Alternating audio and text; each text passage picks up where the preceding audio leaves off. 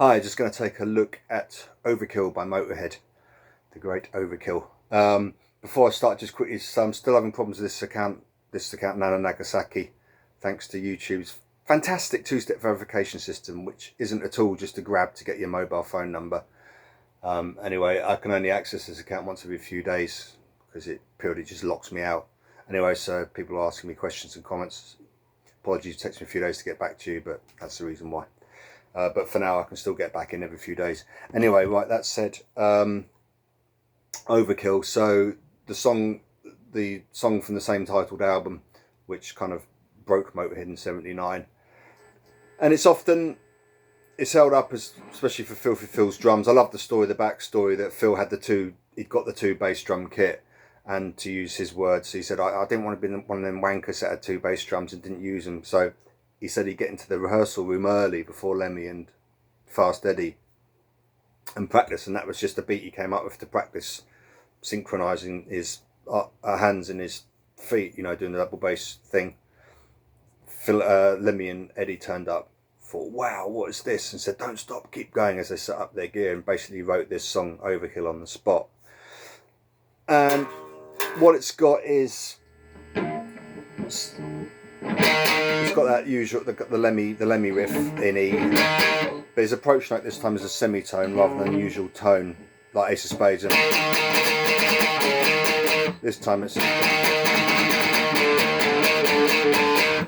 semitone approach note. But when Eddie kicks in, it's A bar chords. Here in the root note there is the A string, 7th fret, and then I find the easiest way to do that chord is just third finger just holding all the notes down there. You can choke the bottom E, but I like to have it going myself. Total punk rock slashy chord, really great. And he's just raising that finger, the finger that's barring the D, G and B strings on the 9th fret. It's just raising to marking time. So there it becomes a tone. I think this is about as much as Motörhead were massively underappreciated for their actual technical ability. That's about as far as I'm going to go for Motörhead in theory, you know what I mean? The two worlds are kind of, they don't really...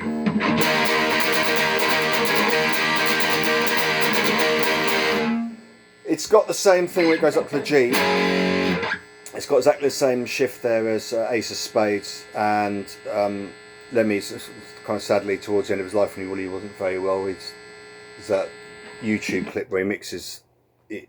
He's playing Overkill, but he sings the lyrics to Ace of Spades because he gets them confused because the two songs are the same thing. So you know, if you like to gamble, and then Overkill. Only way to feel noise is when it's getting loud. But on Overkill, what Lemmy does is a nice little sort of, he goes up the octave on the A, so he's, so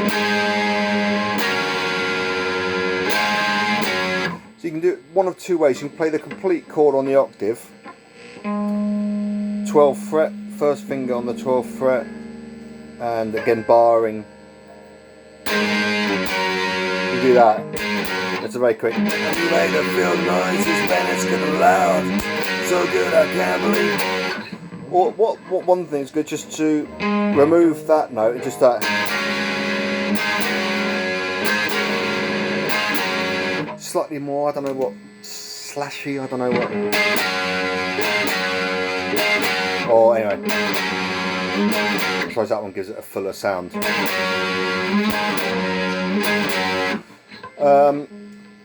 It's a great exercise just to get that for punk rock rhythm guitar playing in general, or heavy rock, whatever you want to call it. I've always thought there's a lot of punk in there, especially on this song, this punk rock. You choke the note there just by, with the tip of your first finger that's hitting the root note, just touching the bottom E, so it's choked. And then you're fretting those, the D, the G, B strings, but just lightly resting on the E as well, so you get you've got that choke. So the bottom E and the top E are both choked. So you can really kind of hit it, you know.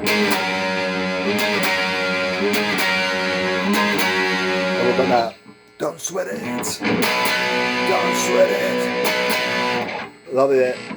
Chord stabs tying in with Filthy Animal, you know, don't sweat it. So again, a C bar chord there.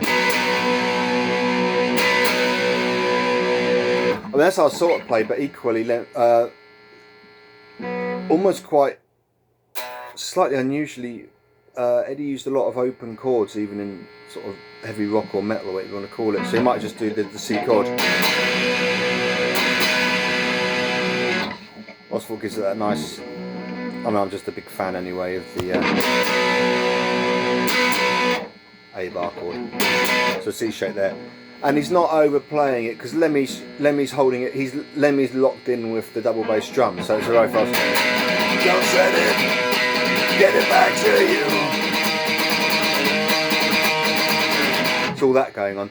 Whereas on the top of it, Eddie was giving it space.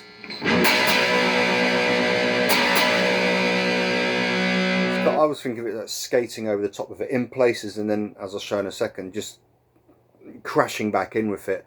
And it was one of the problems, not a problem so to speak per se, much so I love Motörhead in all their various lineups, but when they had the two guitars, Wurzel and Phil Campbell, sometimes it was like with those two and Lemmy's bass playing a song like Overkill, it was almost like too much. Yes, live. That's just my opinion, but so Eddie gave me that space, you know, letting it breathe almost, but then crashing in with that wonderful. So chugging away just on that bottom E, open bottom E, and using those chords, the minor third and the fifth. So I wouldn't do theory, but or it's an E, G and A, but an octave up.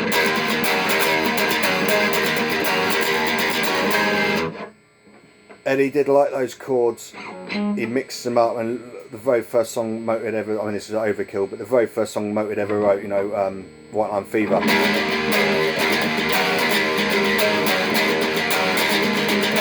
Or Capricorn. With let me just hold down the E. So he did like those chords. As always, what just, and then letting it breathe just slightly, slowing it down. Just keep that E chugging.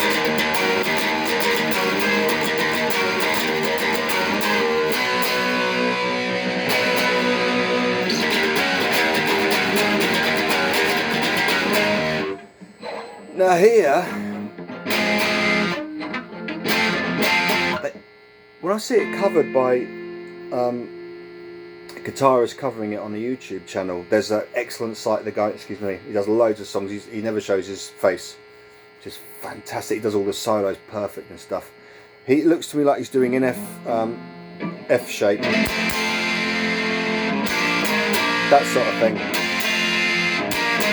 So I think is what Eddie did, but when I play it never seems quite heavy enough, or it's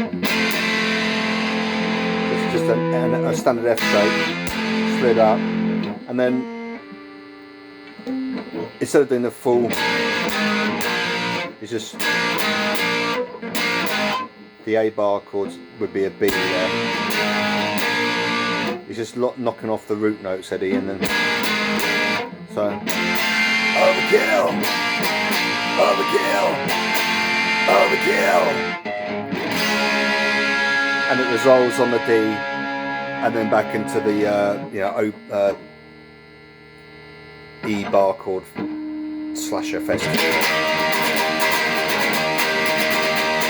So that's one way of playing it. Or you can keep it heavier and drop down to your E bar chord, but knock off the third, so it's just the root note, the tonic, which I believe we call the tonic, gin and tonic, the fifth and root note doubled up an octave high. And you can always just do that.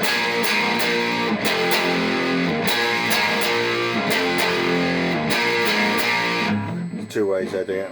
This is always like higher, as it were.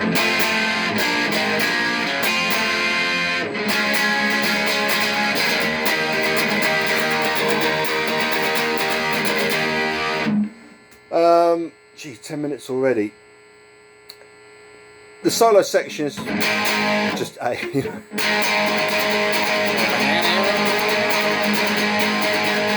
Chucks away an A.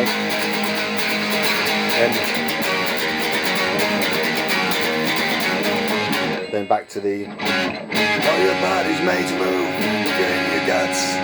Rock and rolling worth an aim if it don't make you strut. I think Lemmy sang something a bit different in later years.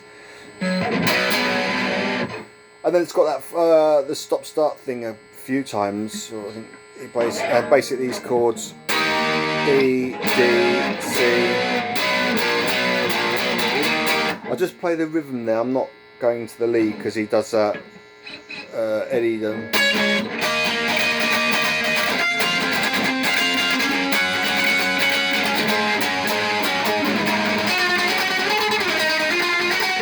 does all that kind of thing, but I just the rhythm tracks being stuck down. I mean, Lemmy played them live and in the studio. He did do the backing. It was just again the A bar chord.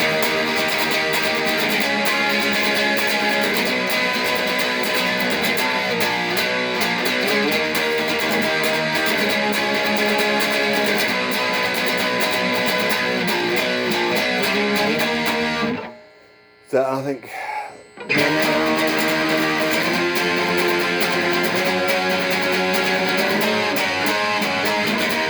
variations on the theme thereon, but I just want to look at the main song, as it were. Those outro chords, they were on the very original version of Ace of Spades. I think it's called Rare Version or something, some of those Live and Loud or the early bootleg types when they had a completely that's it. It's in A. Ace of Spades was something like that, but they had those chords.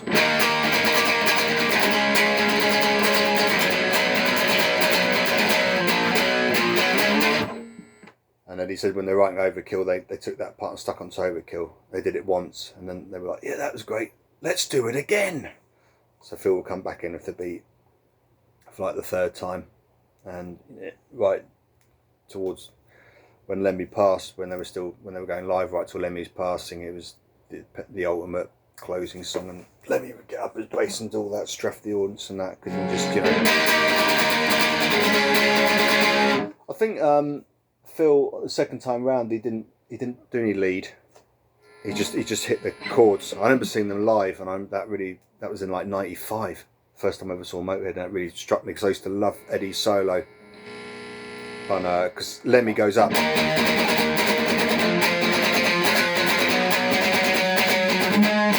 I love Eddie's solo over those chords. First of all, he goes down.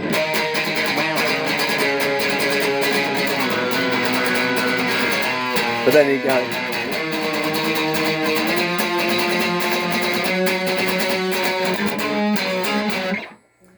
Yeah, so I was feeling quite disappointed, and Phil just strummed the chords for it. But each their own.